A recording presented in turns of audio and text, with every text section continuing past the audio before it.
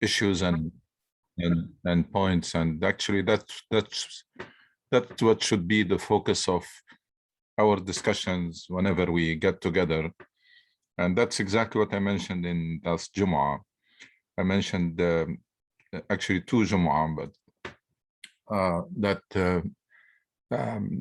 that question, it's very unfortunate that the question raised by Shakib Arsalan and Malik bin Nabi and still valid until now. And it's very embarrassing for us. And it's very, very embarrassing for us that the question of why Muslim lagged behind while others have progressed and changed their situations, that this question remains valid for 1 century.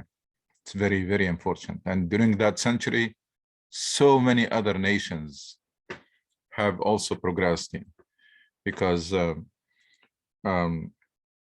if you think about it, like from even the last half a century, if you don't even go back to consider like some European countries, but even the last half a century or 6 decades, there are countries that were behind some Muslim countries, and now they're way ahead. South Korea is one of them, Singapore. Alhamdulillah, there are a couple of Muslim countries that are doing well. Indonesia was the poorest country in the world in the late 60s. Now is doing much better. Malaysia, Turkey. But overall situation is still very, very bad and very puzzling. And unfortunately, majority of Muslims are accepting it as normal. That's the biggest problem. Biggest problem is when it's okay to have a problem, but it's not okay to be in denial, or as Brother Muhammad said, to have very superficial and simplistic explanation, which most of the time comes down to justification, basically, or blaming our failures on others. So and still countries are still moving forward. Vietnam was completely destroyed in the 70s, now way ahead most Muslim countries. And most recently Rwanda. Rwanda was completely devastated in mid-90s, civil war, ethnic cleansing that claimed the lives of about 1 million in a population that is not very large. And everybody thought that this country is doomed, and now way leading, moving very fast forward. So it is very, very, the starting point is we should not accept this as normal and try to adapt to it. And the second, as Brother Muhammad mentioned, is to have a serious and in-depth discussion of why and how we ended up in this situation.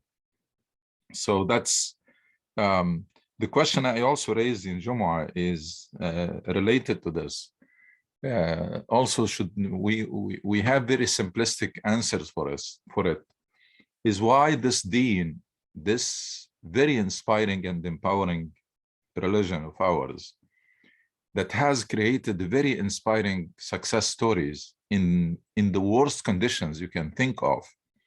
And when you think about the great success stories that Islam created in the Arabian Peninsula, you cannot think of conditions that are worse than those conditions. You have a group of Bedouin in the desert, in the middle of nowhere. They were illiterate, they were poor, were tribal societies fighting each other all the time.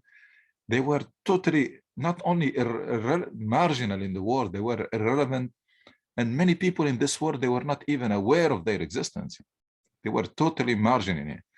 And this deen comes to create or to transform those individuals and produce great leaders and great community, which has produced that great success story.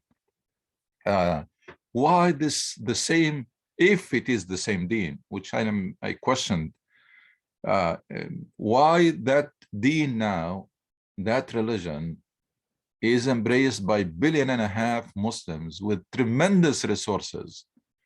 So huge number, and then so much resources and opportunities and strategic locations and etc.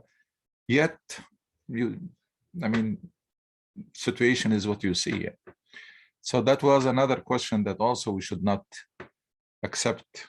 We should not take it, should not accept it as normal, and we should really steer away from simplistic answers that because there are conspiracy, because this, because of that.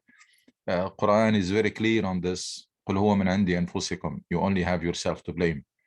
Things do not work, you only have yourself to blame. It's a rule that we have to live by. ما أصابك من حسنة فمن الله وما أصابك من سيئة فمن نفسك قل هو من عند أنفسكم.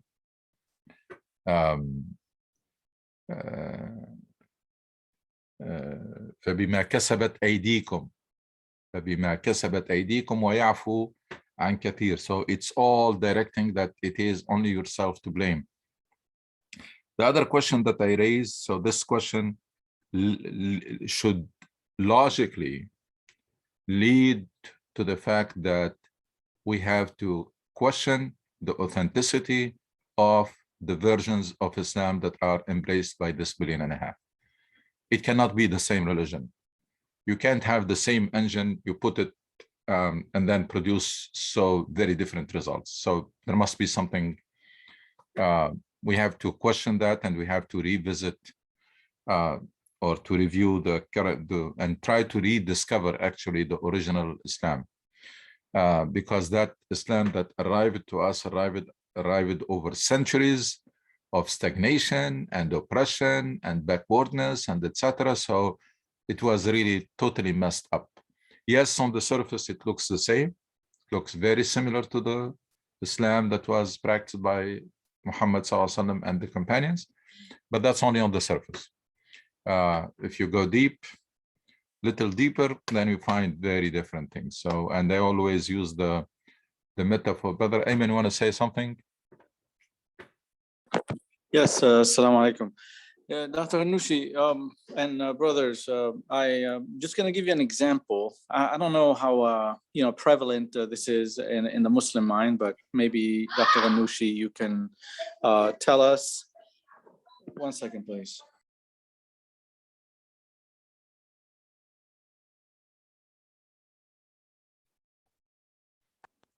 Yeah, so again, I have an example, and I'd like the brothers to comment on it. I don't know how prevalent it is. I know it's prevalent, but I don't know the magnitude. So I was talking to someone yesterday about the ways, say an American would react to a situation, and how, a Muslim, or specifically someone who's Arabian, would react to that same situation. And the answer I got was, we're better than them. One Muslim, is better than all of them. One rak'ah is better than all of America, and this and that.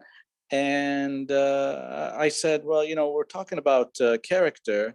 Why are you basically having this view, one-dimensional view, and you're affecting yourself by, convincing yourself that everything is fine, and we're better than them. We, one rak'ah is better than the entire, US. And I'm saying, why not? The conversation started as, why don't we accept, some of the good, character and behavior that they have. It's not part of, our approach. And it turned into this just one-dimensional thinking. We're better, we don't, one rak'ah is better than the entire, US.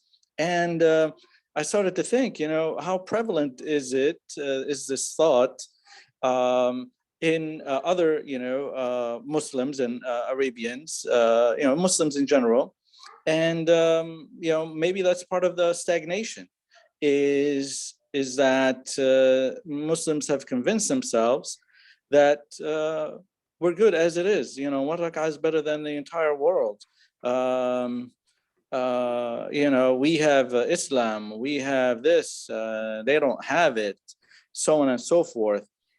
So I believe, you know, that it's the reason, it's the stagnation. It's the reason why we're stagnant.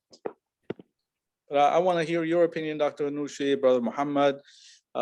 I'm sure you have heard it, Brother Basim and Brother Jawed. I don't know how prevalent it is in the Afghani community, so I'd like to hear from you as well.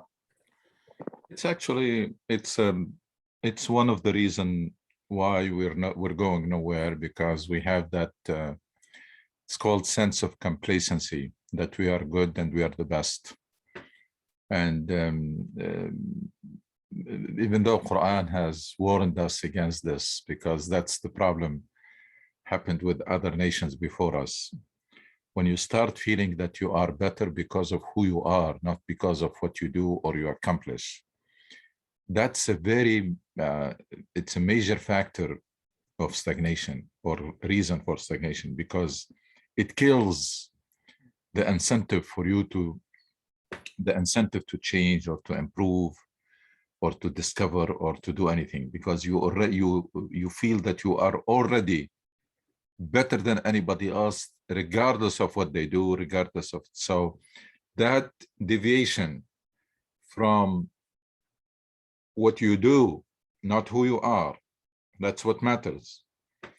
And even though Quran was repeatedly warned us against this trap, and when specifically when Quran says that you are the best of community, immediately mentioned Amr bin Ma'ruf wa Nahy al Munkar. كنتم خير أمة أخرجت للناس تأمرون بالمعروف وتنهون عن المنكر وتؤمنون بالله. Quran even put this enjoining that which is good and forbidding and resisting that which is wrong, even before Iman, to highlight this so that we don't fall in this trap, that it's not, you're not better or you're not good because of who you are or what you claim to be, but because of what you do, because of this noble mission that was assigned to you. If you do it, carry it, and perform it to the best of your ability, that then you deserve that special status. And that special status is not ethnic or racial. It's something open to everybody. It's a noble mission. It's a community that is defined by a noble mission. Anybody who joins becomes part of that. And like the twisted concept of there is some nation that is better than others, regardless of what they do, better because of who they are. That's the problem that the chosen people, the concept of chosen people, and the problem also with some of the, I mean, if you think about it, the major factor in World War II was because some people believe they're better than others. So there was this idea that some race is better than others, and therefore they have the right to go and attack others or occupy them. And if you think about it, all colonizations, including the last pocket of colonization in Palestine, all of it is based on this twisted idea of there are people who are better than others, and therefore they can do whatever they want. So there are two categories of a human.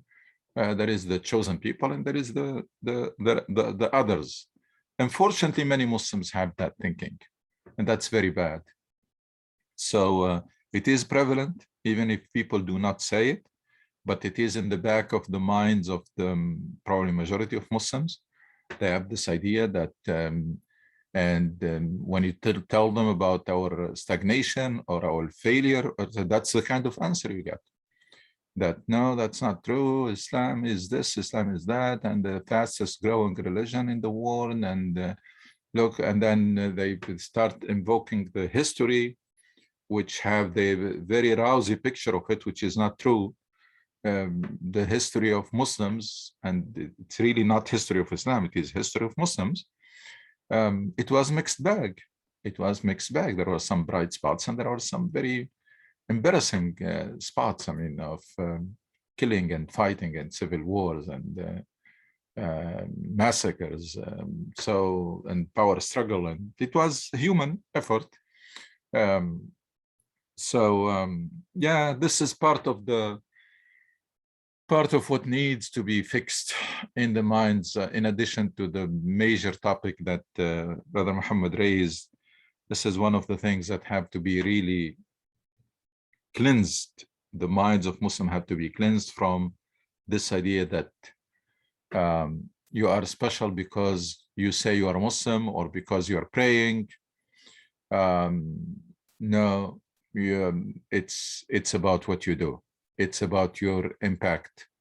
It's about your character. It's about your contribution to the greater good.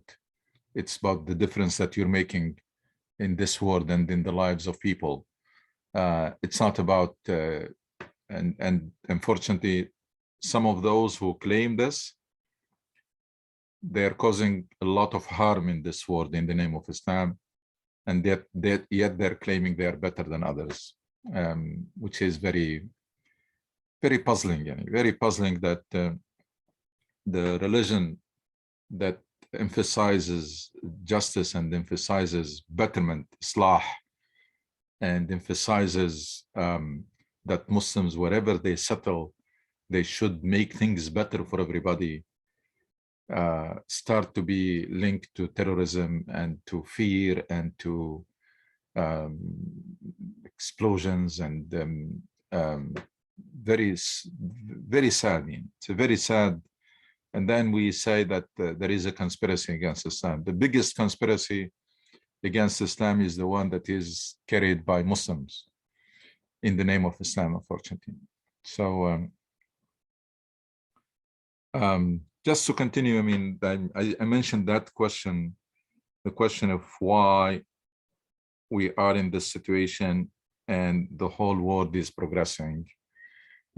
It used to be only Europe, and then Asia, and then South America, and now Africa. Everybody is moving, and almost Arabs and Muslims are going to become the exclusive area of backwardness and stagnation. That's very, very unfortunate. Rather than being at the forefront and being role models and leading community as Allah subhanahu wa ta'ala wants us to be, now we're ending up in this situation. But regardless of how bad the situation, it's never hopeless. If there is the will, if there are the people who are serious about turning things around, it can be done. Muslims are not by nature are supposed to be in this situation. Actually, it's the other way around. It's very abnormal. Should not be accepted as normal. So that was the first question.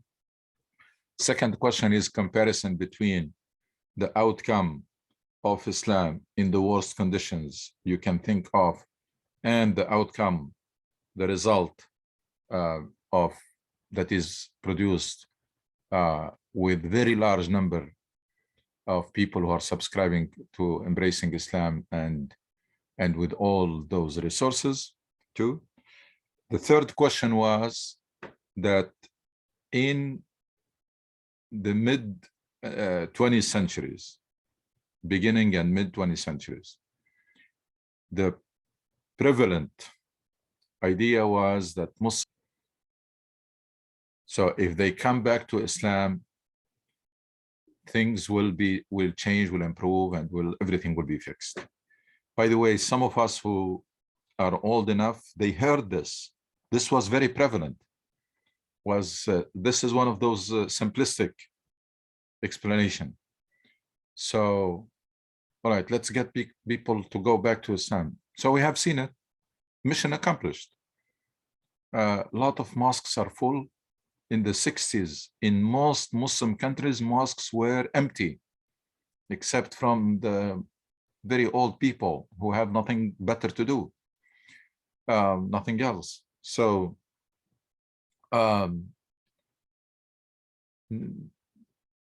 start calling people, so mosques became full, so many activities, the Quranic schools, da'wah organizations, and then channels, TV channels promoting Islam, and then websites, and then social media, and then YouTube's channels, etc., etc., etc.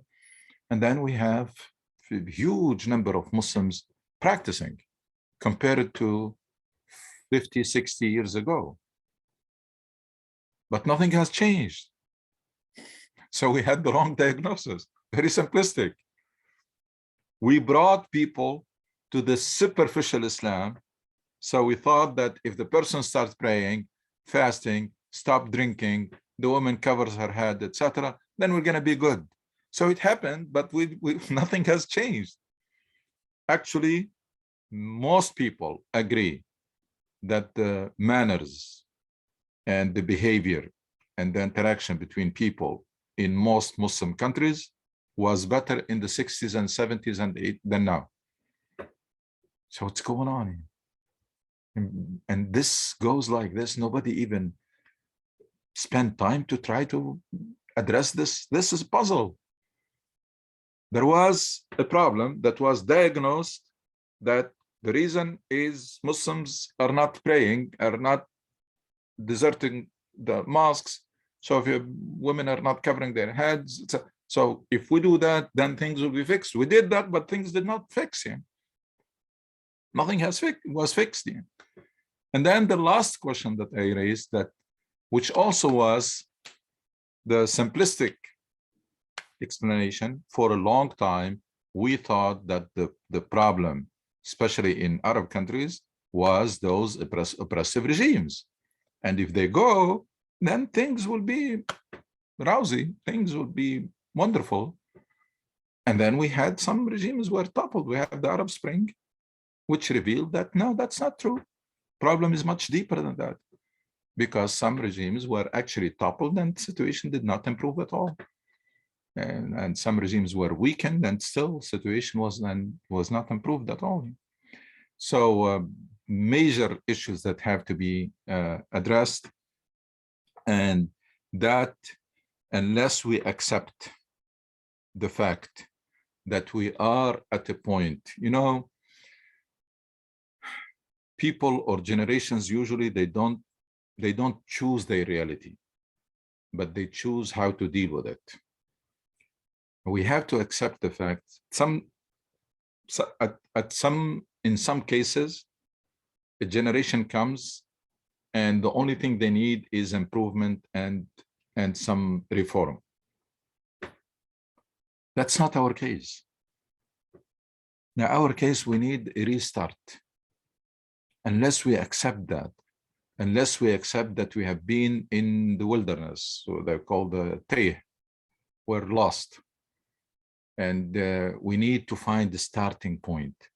We need to do the job that we have been avoiding for centuries, which is that this deen, yes, it is fixed. The text is fixed, but Allah subhanahu wa ta'ala has assigned, Allah promised to preserve it, preserve the text, but He assigned us the job to make it relevant. That job that used to be achieved by sending a new messenger with a new message, that job now, it's for every Muslim community, wherever they settle, they have to do that same job. It's challenging, it's not easy, because there is the text and there is the context, there is the intellect and the text, as Brother Muhammad mentioned. There is the text and the maslaha, nas, the greater good, especially if they come into conflict. There is the intellect and the text, and there is the text and the context. It's not as simple as we think, that you can take, because Quran is valid for all places and all times, then you can take any verse and apply it anywhere. just like that. That's a very lazy attitude. So we have no way, there is no way to avoid starting all over again. It's like when your computer become messed up and freeze, you just have to restart. So we are at a point that we have to come up with a fresh understanding. The only difference between us and between the people before Muhammad sallallahu alaihi wasallam, before Muhammad sallallahu alaihi wasallam, they needed a fresh message, another one, new message. For us, we need fresh understanding.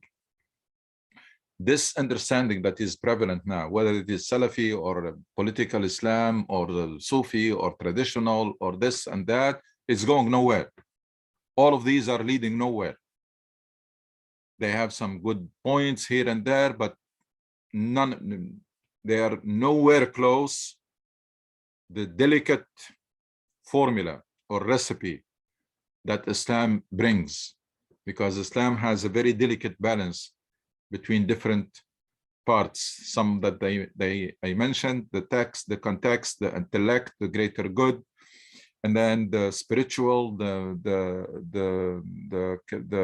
manner aspect or the character, the rituals. So it's a very, very delicate balance that we lost, and we cannot patch it anymore. We just have to find the original. We accept the fact that we got an Islam that went through centuries of stagnation and totalitarian regime that mutilated it, messed it up completely, because Islam does not flourish in stagnation. Islam requires intellectual dynamics. Things are always thinking, people are always thinking, and using their intellectual creativity, Jihad. So came through.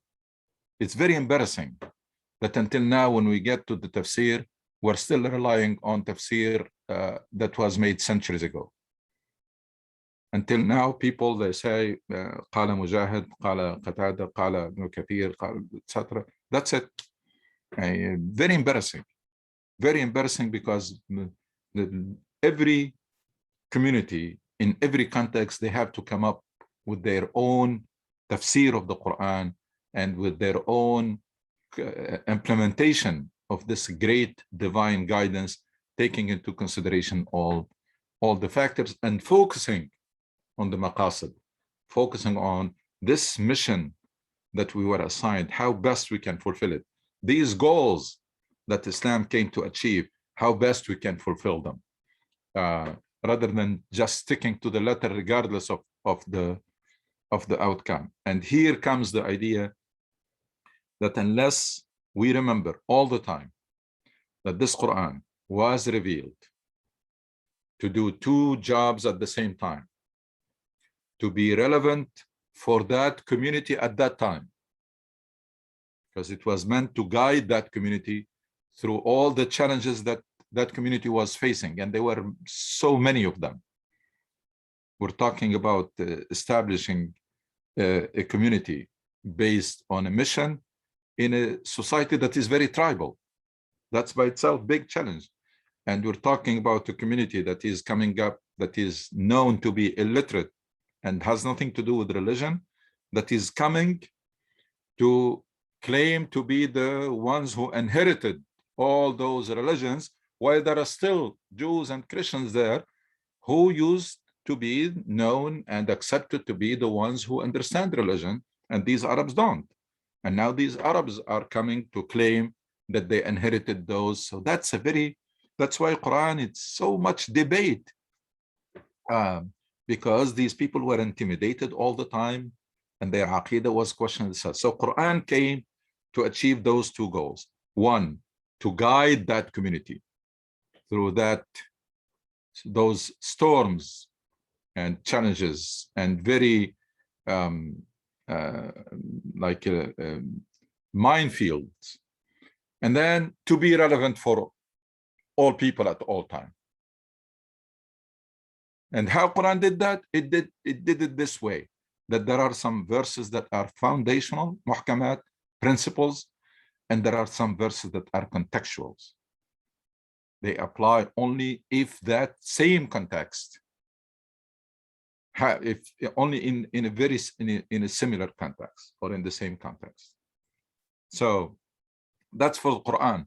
One, that the Quran is authentic. There is no question about it, but it is our job to make it relevant so that it can always inspire and empower people, regardless of where they are and regardless of how advanced they are. The current version of Islam, when we take it to advanced nations, we found ourselves, we have nothing to contribute. It's lagging behind. Just imagine this Bedouin version of Islam, and you take it to very advanced nation. What are you going to offer? What are you going to contribute? But the true Islam has something to contribute even to the most advanced nation in the world, and until the day of judgment. If Muslims make the effort to contextualize the Quran, and then it will have a positive impact, they will have a positive impact whatever they settle, and they will have a contribution to make. So that's how Quran did it, and that's how we should really accept this fact that differentiate between foundational verses, principles, and between contextual. And then when we try to come up with that fresh understanding of Islam, which we have to use our intellect, because the majority of schools, Islamic schools nowadays, or school of thought, they say we have to freeze this, just rely on the text. You cannot use so that's not true. The revelation was not meant to be substitute for your thinking. It was meant to enlighten your thinking, to guide it, to provide some limits so that you don't waste your effort in things that you are not equipped to deal with, like ghaib, like life after death, like the concept of God, etc. Things that, but other than that, the revelation was meant to enlighten and to guide your thinking, and actually to stimulate, not to freeze it, to stimulate your thinking. That's why Quran is full of verses encouraging us to contemplate and reflect and think and praise those who do this. So that's one thing. And then, and as I mentioned last time, I believe that some mainstream scholars now not only saying that yes, there is ijtihad even in the text. Even if there is a text, it's still subject to ijtihad. It's not, because for a long time this was a taboo. Nobody even come close to this. That if there is a verse in Quran, cannot even think about it. Just have to apply it as is, anywhere, anytime, any conditions, anything. And that's not true. We know that's not true. We know Umar ibn Khattab suspended the penalty for stealing. We know Umar ibn Khattab changed the way the sadaqat, the zakat was distributed. He eliminated this mu'allafati qulubuhum, even though it's a verse in Quran. Mu'allafati qulubuhum, those are the people who the Prophet and Abu Bakr Siddiq used to give them part of the treasure or part of the money of the, so that they don't join the enemy.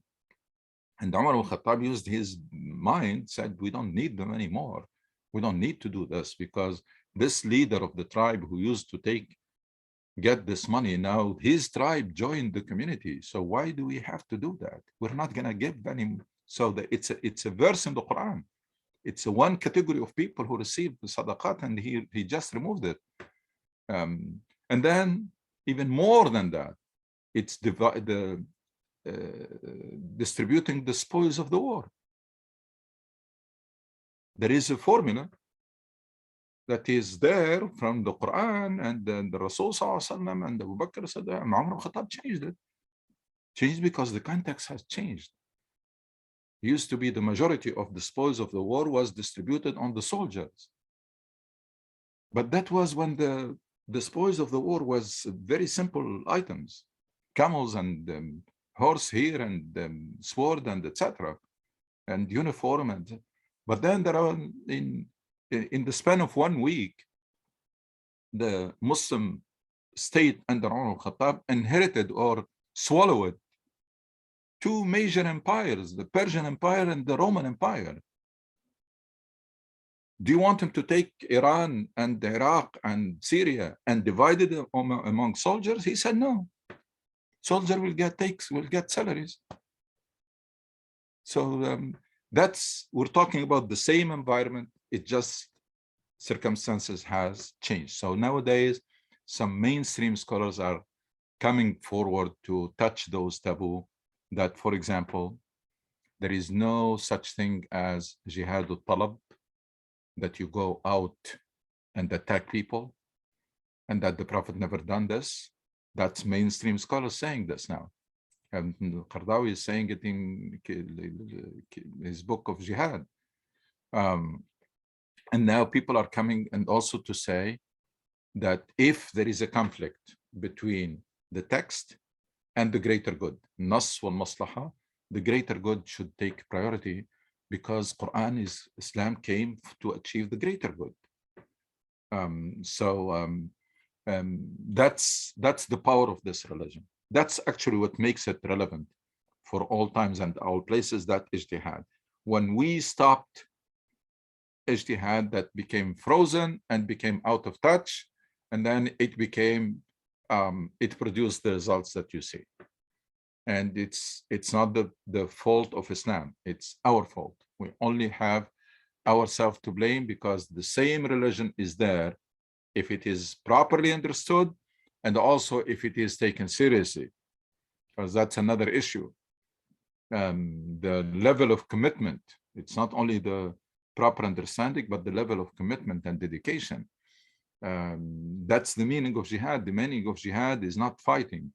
It's doing your utmost to fulfill this mission and to advance, to do the work of Allah subhanahu wa ta'ala and advance his cause. So, and if these two are lost, if we don't have the proper understanding, and we have now an understanding that does not motivate, does not inspire, does not empower, just justifies stagnation, and then we have a commitment that is not really very strong, it's like lukewarm, and or if because of that, because of the lack of proper understanding, even when you have strong commitment, it leads to bad results. There are people who are so dedicated, but they end up causing more harm than good. Why? Because you need both. It's like in the car, you need the fuel and you need the steering. So steering, that's the proper understanding, so that it channels the energy. And then, so nowadays, because we're lacking both, even when we have one of them, even when people are so excited about Islam and so dedicated, a lot of time they end up either isolated from society, or they end up causing harm. Why? Because the steering problem is the direction is wrong. And that's for the Quran.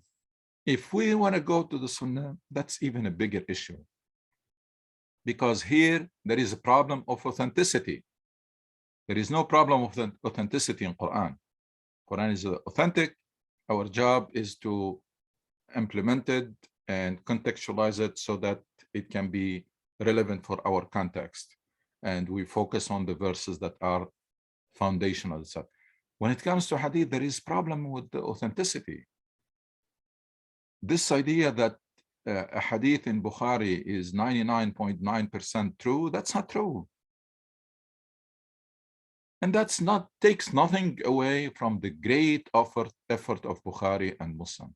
These people, they did a wonderful job, so tedious job. But at the end of the day, there is somebody who has sifted through 600,000 hadith and came up with a few thousands.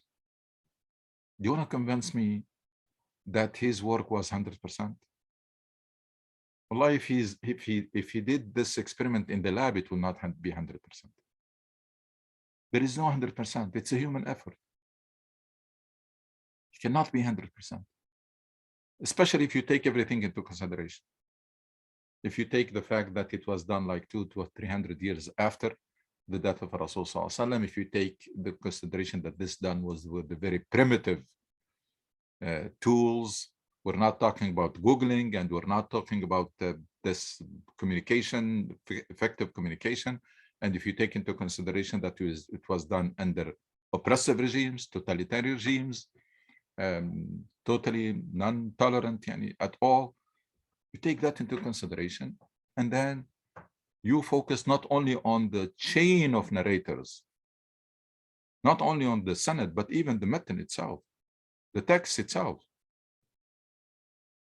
And then we had a school that is very dominant, unfortunately, very prevalent, is that if the hadith is in Bukhari or in Muslim, then it is authentic and it has to be applied.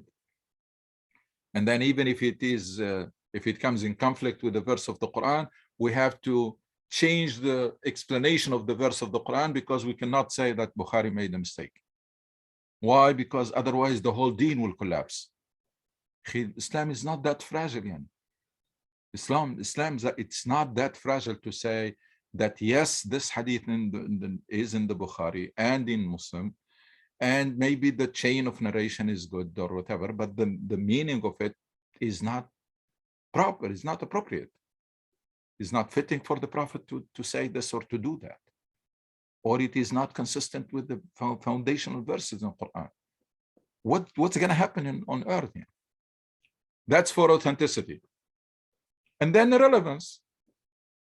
It's not every hadith can be applied everywhere. If we said this about the Quran, same thing about the hadith. I mean, every community, in every context, they should have like some selected hadith that are relevant, and focus on those. It doesn't mean that we erase the rest. The rest will be, some of them will be relevant for Muslims in a different context. But why confusing people with all these hadith and they end up with nothing? If we pick, there are some very inspiring hadith of Rasul Sallallahu Alaihi Wasallam, the ones that deals with the character, the ones like self-restraint, controlling yourself, the ones that deals with the standing for justice, the one that deals with the taking stand and warning you against being passive in the face of injustice or in the face of evil, etc. These are the hadith that people need more than anything else. So it's a lot of work that needs to be done, but we need to accept that we need a restart. No amount of patchwork is going to fix, and we have seen it. We have seen all the patchwork that you can think of. The amount, the resources, and the efforts that were done in the last half a century in promoting Islam was tremendous, huge, humongous. Huge amounts of money, Muslim organizations, Muslim convention, Islamic convention, Islamic channels, Islamic scholars, mosques full. We have seen, you can do more than that. And it produced very little in the character of people, very little in the strengthening family, very little in the interaction, very little in production, very little impact on people and on individuals and on societies. And I wish that whatever Muslims get together, try to gear the discussion and steer it in this direction, is what went wrong, why and how we ended up in this situation, and how we can turn things around.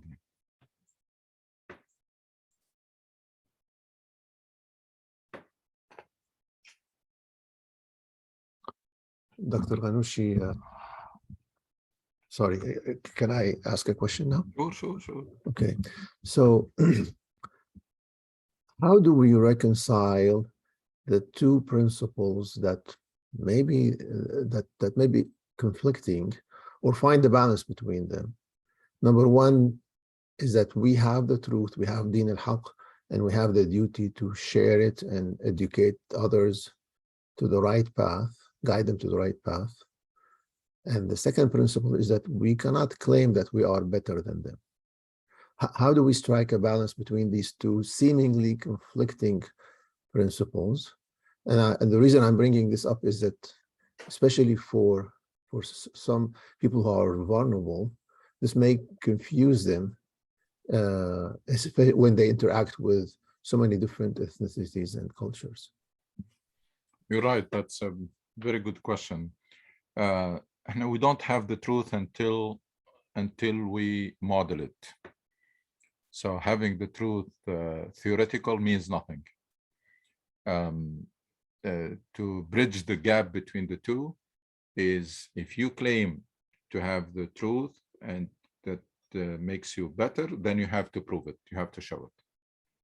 You have to show it in your behavior, in your character, as a role model, and as someone who is making difference in the lives of people and making a contribution to the greater good. So you have to show it, basically. And that can fix it. That's the only way.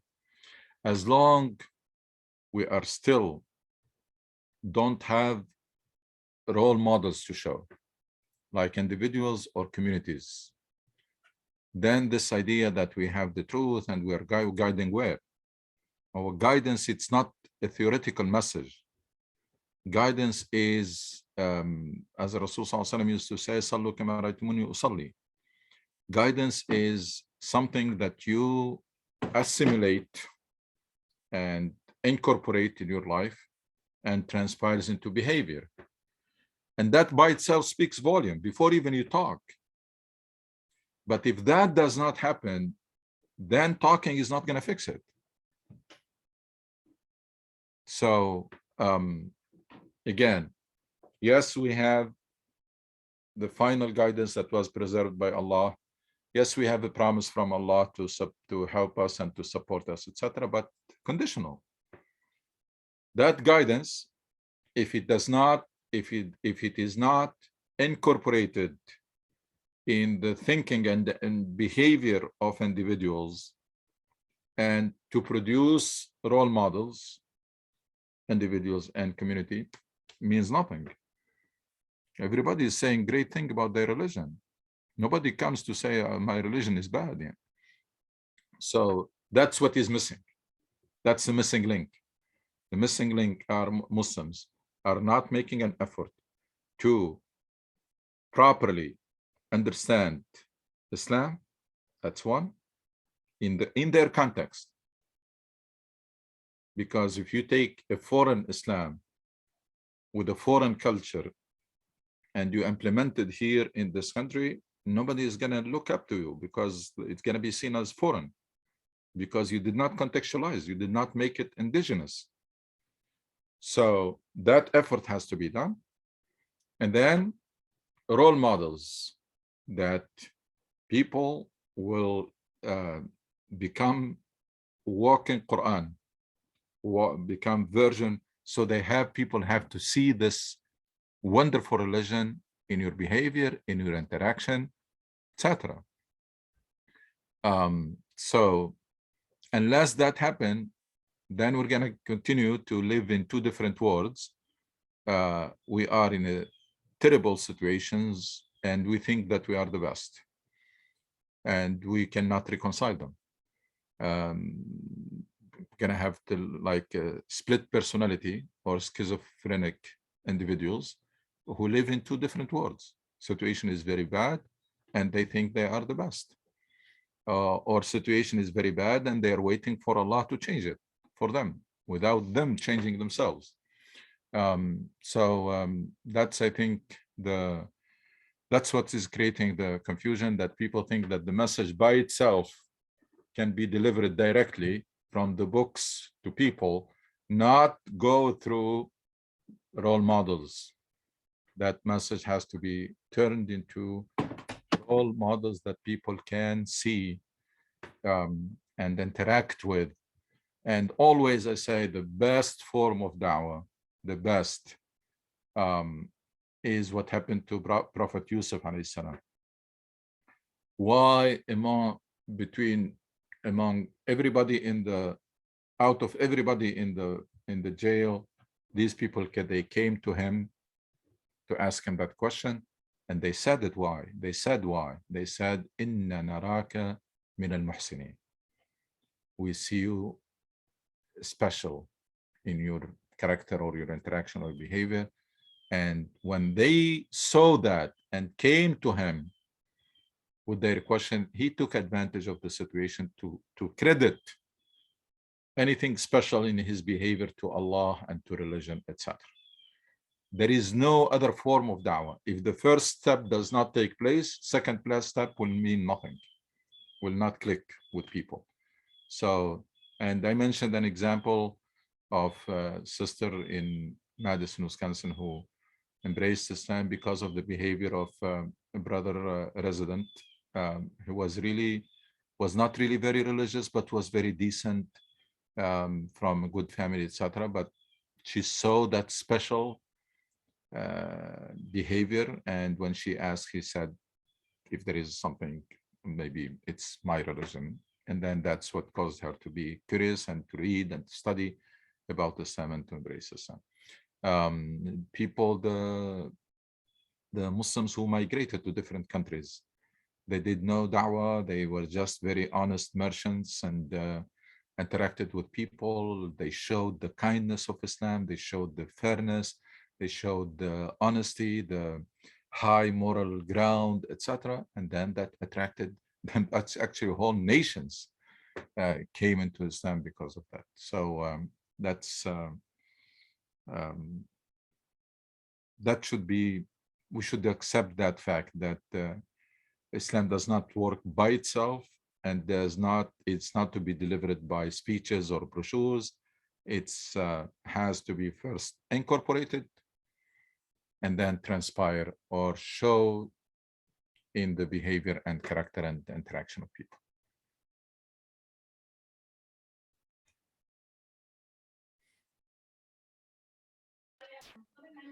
Dr. Phil, we have sister ask question in the chat room. Please, if you can read it and answer it, please. Okay. Does the hadith needs to be contextualized and interpreted too, besides verifying its chain of authority? My answer is yes. If the Quran need to be contextualized, which there is no question about authenticity, but the hadith, there is, first of all, the chain of authority is one part of the hadith, and then the text of the hadith is the second part. Sanad wal matan. Unfortunately, we Muslims were carried in the direction of focusing only on the chain of narration or authority, and then ignored completely matan. And then I don't think Bukhari meant it this way, but it's always those who come after. It's like the founders, if you will, of the schools of thought, the madhahab. Nobody meant it to be rigid. Malik and Shafi and Abu Hanifa and Hanbal, nobody wanted to become really rigid and so people stop thinking. And but unfortunately, those who come after, usually the followers, is the one who say, no. Anything that is not in the book of our scholar, then we're not going to accept it. Even though all of those leaders of madhab, they kept saying that if you find hadith or you find something better, etc., just go for it. Then nobody claimed that this is it.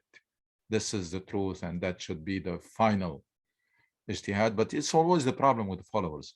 What happened with Bukhari is some people who came to do tafsir or sharh, explanation of Bukhari, they adopted this methodology. Very wrong.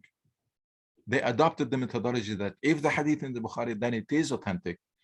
And then we have to play with the meaning of the hadith and play with the meaning of the verses, etc., so that we can reconcile, because they were afraid to say that if we say just one hadith in Bukhari that is not true, maybe the whole Sunnah will collapse, and then with it, the Islam will collapse, etc.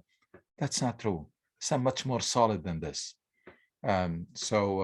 It's unfortunately those who came to explain and wrote, like Ibn al-Bari, Sharh al-Bukhari, and others who wrote books to explain Bukhari, they adopted this methodology.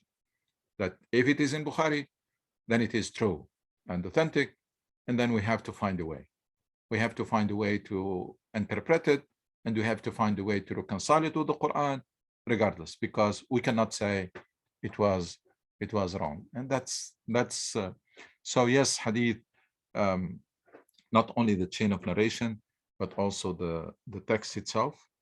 And then even if the text is consistent with the Quran, then also has to be contextualized, because the hadith might be very authentic, chain is good, and the text is good, so hadith is authentic, but yet it's not applicable in a certain context. Nobody said that you can pick any hadith and apply it anywhere, or pick any verse and apply it anywhere.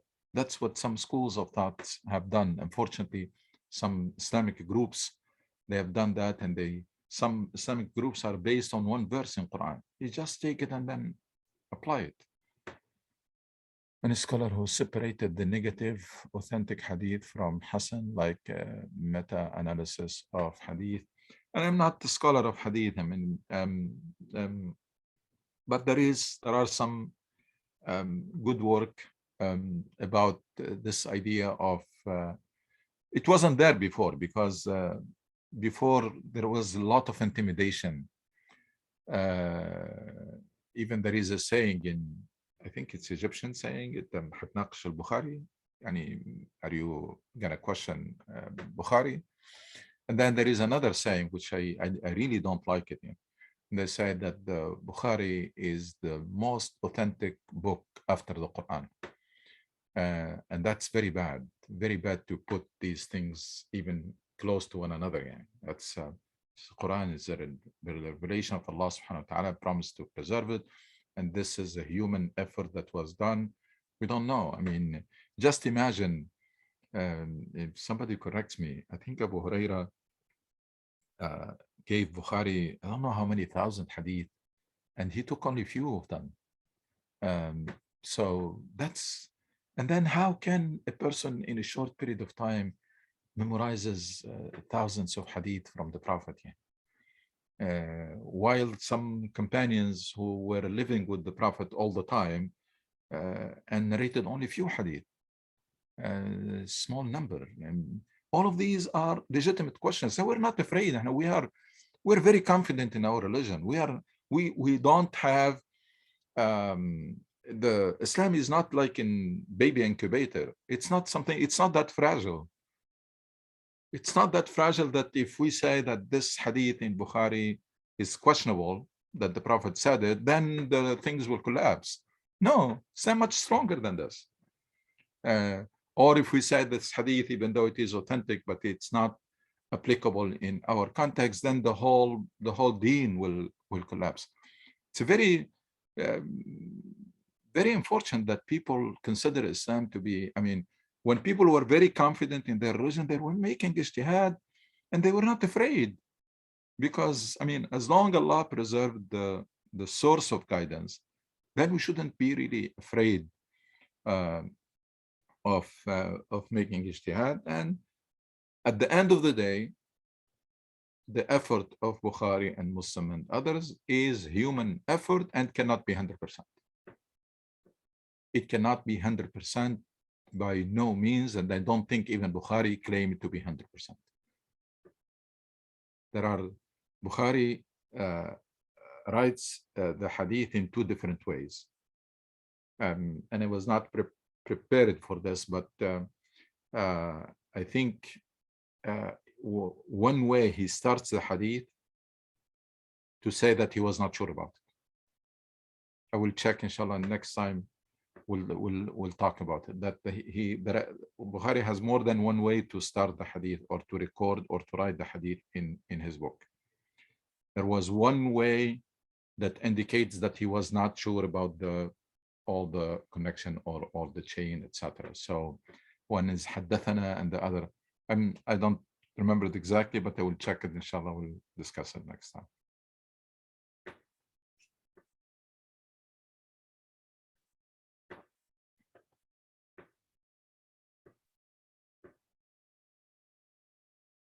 There are some hadith in Bukhari, they're not fitting. They're not appropriate for the Prophet to have said that or to have done that. Yeah.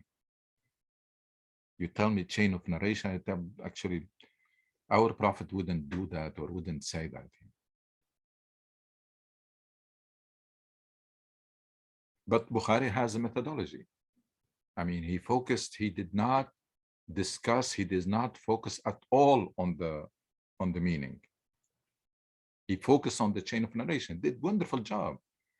He did a great job, especially considering that this has happened like 200 years or after the death of Rasul Sallallahu Alaihi Wasallam, and then in very primitive tools. It's a tremendous job, but it's a human effort. Cannot be 100% authentic, and nothing wrong, takes nothing away from the noble effort that was done by Bukhari, and it does not shake our religion or our faith to say that some hadith, their authenticity is questionable.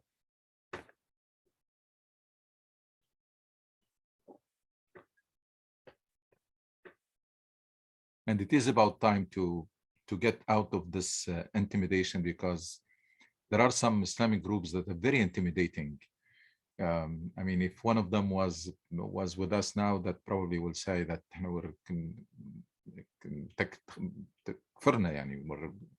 that's it, will categorize us or will put us outside the circle of Islam. When Quran say Allah Rasul does mean in our time, doesn't mean Sunnah Hadith. It's not clear here. When Quran says Ata, what's Ata Allah? Assalamu alaikum, Imam. What I meant was, when the Quran says that Atiyullah wa Atiyur Rasul means listen to the Prophet and the Quran. So in our times, we are not with the Prophet at this time. So it would mean Hadith, right? Yeah. So the Hadith, we cannot rely on it authentically. That was my question, because it comes 35 or 33 times in Quran, Atiyullah wa Atiyur Rasul. That means listen to the Prophet and listen to Allah and the Prophet. So in our times, it would be Atiyur Rasul would be translated as Hadith or Sunnah. And if Hadith is not that authentic, then how do we go about it? We use our intellect. We use the Hadith. It's not all.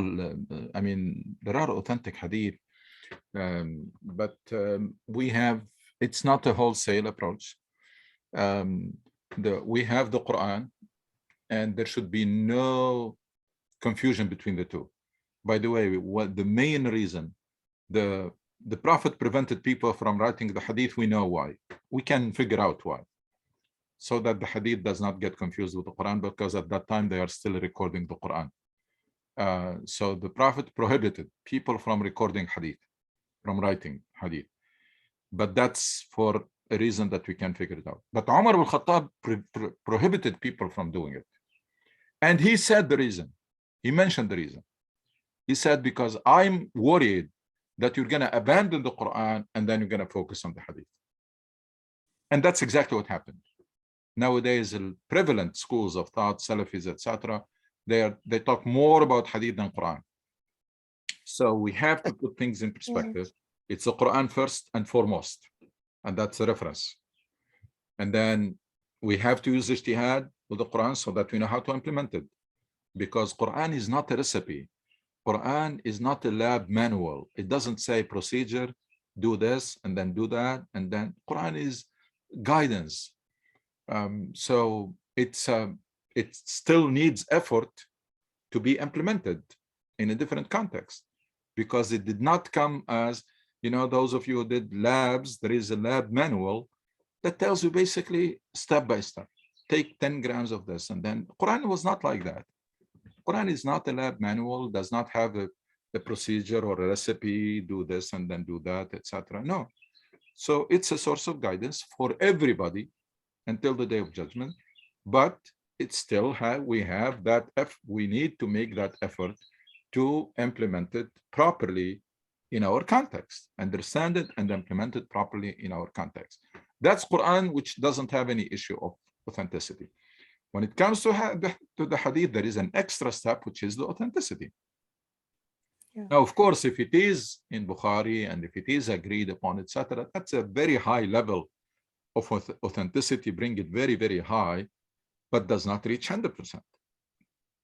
So there are only few hadith that was revealed that were narrated by tawatur. You know tawatur?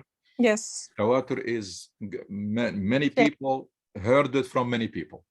Right. So yeah, only very few hadith are by tawatur.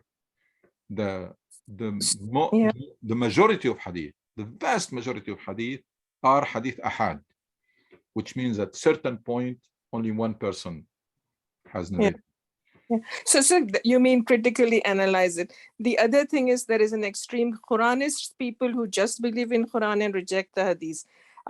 So we have to strike a balance between picking up the hadiths which are authentic, which average person doesn't know much about the sciences of hadith. So you're saying you have to contextualize it. That means critically analyze it ourselves on our own, the hadith, which will... Yeah, keep going. Yeah. So my question, that would become very relative, right? Yeah. So what I'm saying is that maybe it's not the job of the average Muslim. Maybe the average Muslim, they are still encouraged to think and contemplate and ask questions. We need the dynamic situation of people thinking and raising questions and scholars searching. We need to revive that. We need to get out of the stagnant and relying only on books that were written, I don't know how many 100 years ago. We're gonna have to revive that. In doing this, then comes, for example, we need the tafsir of the Quran that is relevant for every community. I mean, the tafsir of the Quran has to be, you cannot rely on one tafsir interpretation of the Quran and then take it for every context. The Quran itself is valid for all places, all times. The interpretation of Quran is not. Right. The interpretation of the Quran is a great work done by certain scholars to contextualize Quran in their times. So that's one thing. Second thing, for the hadith, we need to do the same thing. It's first of all, check the authenticity and then check the relevance. And then every community, like, for example, Muslim community in America, all the hadith about fighting and etc. are not relevant. I mean, you're living in a state, constitution, citizenship, freedom of speech, freedom of etc. And then you pick the hadith that are authentic and relevant and try to focus on those. It doesn't mean you're going to erase the rest. You're just telling people that these are the hadith that are more applicable in our context that we want you to focus on, and let Muslim communities somewhere else in the world will do the same, and we're going to come up with different understanding of Islam, and that's okay. Because Islam, the mistake that we have done is we tried to export or import an Islam that was already contextualized. So it was already mixed with a local culture. And then we did two major mistakes. One is we exported across in geography. So you have an Islam that was developed, let's say, in Egypt or in Pakistan or whatever, was developed there. Let's say it was successful. It was done successfully. You cannot take it to Mexico. You can't. People in Mexico have to do the same job. So that's the big mistake. So it's the Quran that is timeless. Umbrella, yeah. Yeah. Like an umbrella. Not the interpretation. The interpretation stays there. You cannot export it as is. Why? Because it was already mixed with the Pakistani culture or the Saudi culture or the Egyptian culture. You cannot bring it to America or to UK or anywhere in the world. That's one. The second mistake, which probably was even worse, I don't know which one is worse than the other, is that we took an Islam that was contextualized at certain era in history, and then we wanted that interpretation to be valid for all times and all places. And we were so lazy, rather than trying to do our job of contextualize the Quran, we translated that work to English. So now what we're doing is we're translating the work that was done either thousands of miles away in a very different context, or hundreds of years ago in a completely different context.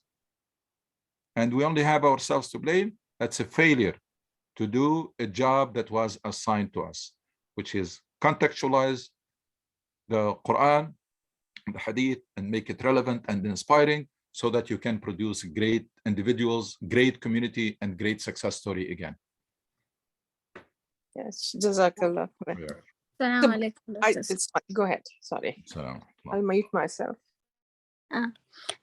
Thank you for the wonderful discussion today. My question is related to what you spoke. Like, we had a discussion. One of the convert sister, she was saying almost similar thing that you're saying. Like, she said the problem with for converts and also maybe the American youth to internalize the faith is it doesn't speak to them. It doesn't.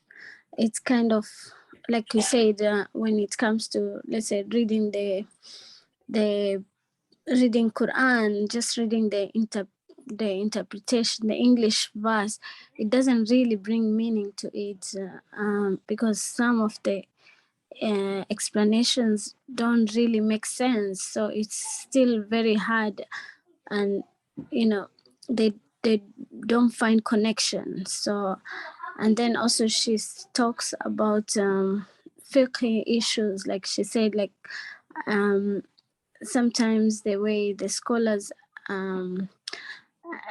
talk about matters of let's say salah, some it makes it hard for in her case. She said like there are some people who are having like a difficult environment to offer their prayers on time, or even performing the wudu and doing the wudu in the sink. They might not be in a position to do that. So like, why is it that it's like she was asking, is people, some of us, maybe we are very strong in the iman, but issues like this, we want to make us force us to do like combine the prayers, or maybe we can fast during the whole month of Ramadan for some issues, so we end up paying the fast, but it doesn't make us like less in our faith. And I think these issues of maybe basic tenet also needs to be reinterpreted in the context of where we are. That was her point. So I wanted to hear your opinion on that. I mean, it's a very, very sad that we are failing because of everything that we have been discussing today. We are failing to convince even our children and young people in community with this version of Islam, because they find it not relevant, and they find it not inspiring, sometimes confusing. That adds to the reason why this is needed, this is urgent, this is not luxury, because this deen cannot be transferred from one religion, from one generation to another, unless it is relevant for that generation. And now we have a generation who were born and raised somewhere else, and then they brought that foreign version of Islam with them, mixed with culture and mixed with frozen in history and etc. And then when they try to sell it, quote unquote, or convince their children, it's not working. And then some people, they go try to do the patchwork, say, yes, this one, but, and that's not, it's not doing the job. I mean, you can see it that you go to the masjid on Jumu'ah, not many young people are there. Usually people, when they are children are very young, their parents will bring them. That's not their choice. But after like college student and teenagers, etc., there are not many people. I mean, just to go to George Mason University, I don't know how many Muslim students there, and then see how many come to Jumu'ah. It's very serious. It's a very serious and very urgent that we do the job that we have been avoiding, and it is the main job that is assigned to Muslims at all times and all places. Make your religion relevant and make it indigenous and mixed properly with the context and with the local culture, and don't import a version from history or from geography. Don't import an interpretation and then try to patch it and try to fix it. You just have to develop your own. Like Allah subhanahu wa ta'ala said, send new messenger with a fresh message to different people before Islam.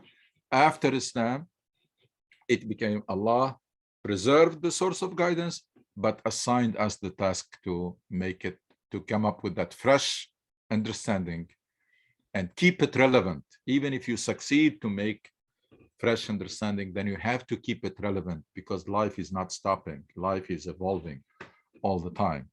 So I feel very bad for young people in this country, and even for convert, because there is a foreign version of Islam that is being almost forced on them or presented to them or imposed on them. And they try to reconcile it, and they end up suffering with a lot of tension inside and a lot of stress inside, while Islam came to make life easier and to make it better, not to make people suffer. So it's a failure of one generation that another generation is paying the price for it. And it is sooner rather than later, we need to break this vicious cycle, because we're going nowhere in trying to preserve a version of Islam or an interpretation of Islam that is not relevant, that was imported, mixed with a foreign culture, and was either mixed with a foreign culture or frozen in history, was imported from centuries ago, and we're trying to convince people who are born and raised here with that version of Islam. And that's why it's not working. These people, they are in free country. They're born with that personality, strong personality. They have choices. You cannot impose something on them like it happened in many Muslim countries, where parents was able to impose religion on people. It doesn't work here. You just have to convince them, because these people from elementary school, they develop that personality and that self-confidence and convince me. And our ability to convince is very weak.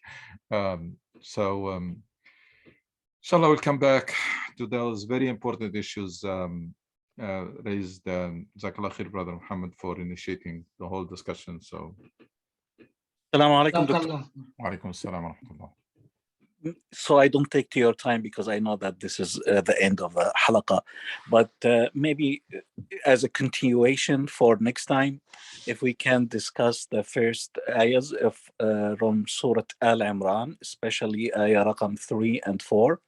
بسم الله الرحمن الرحيم نزل عليك الكتاب بالحق مصدقا لما بين يديه وأنزل التوراة والإنجيل من قبل هدى الناس وأنزل الفرقان إن الذين كفروا بآيات الله لهم عذاب شديد والله عزيز ذو انتقام. I really feel like these two ayahs has a lot to do with our discussion today. and puts like the relationship of our Quran with the other books and the other religions. And the second topic, and maybe for a different day, or if there is time next time, that would be great too. I believe that you mentioned many examples, or at least and very strong examples of Al Khalifa radiallahu anhu, Umar ibn Khattab. And it would be great if we can get the characters, because Umar ibn Khattab none of the other Khalifas served the time period that he served. He was surrounded by khulafa and by scholars who came from the Prophet. So it's important to mention that as well when we talk about Al-Khalifa Umar ibn Khattab radiallahu anhu. And regardless to and what made him be able to do what he has done and accomplish what he has done, and strengthen him without having people questioning his actions regarding to the religion. I think this is important, because we see today it's like, if we're gonna move on and try to interpret things and use them in our own way, we need to make sure that what we are doing is supported as well. It's like I'm just listening to like what has been in the news in the last couple of weeks about like what the Arab Emirates is doing, and they've probably been doing about like creating a new religion, or so we don't want to go into that kind of discussion. And I really think that those two topics will be really important and very useful for me. Jazakallah khair. I mean, they're very, very interesting topics. Just remind us, inshallah, next time we'll try to address them, inshallah. Barakallah fi. Jazakallah khair, inshallah. Jazakallah khair, Dr. Suhail. For the sisters who asked about the recording, Brother Firas, he can put it in the WhatsApp group page, inshallah. Jazakumullah khair. See you next Sunday, Sheikh. Okay, assalamu alaikum. Wa alaikum.